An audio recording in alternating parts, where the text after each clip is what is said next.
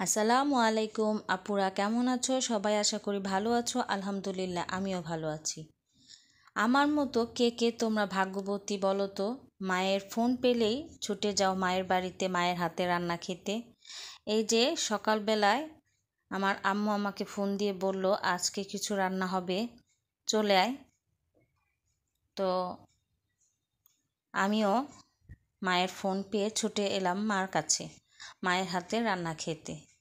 যখনই ভালো কিছু রান্না করে তখনই আমাকে ফোন দিয়ে দেয়, আর আমি চটজলদি গুছগাছ করে মায়ের হাতে রান্না খেতে চলে আসি। এটা আমার কাছে অনেক পাওয়া। কারণ হচ্ছে আমার মতো অনেক আপুরা আছে মা বাবার বাড়িটা অনেক ফিল করে।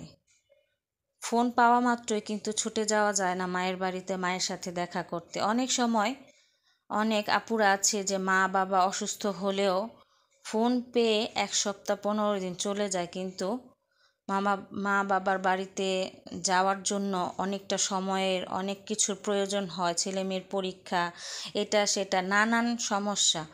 তো এগুলো আমিও ফেস করি, তবে আমি কিন্তু ওগুলো রেখেও চলে আসতে পারি মায়ের বাড়িতে, অন্তত মাকে চোখের দেখাটা দেখতেও আসা যায় কাছাকাছি হলে। তো এক্ষেত্রে আমি আমার নিজেকে ভাগ্যবতী মনে করি, আলহামদুলিল্লাহ।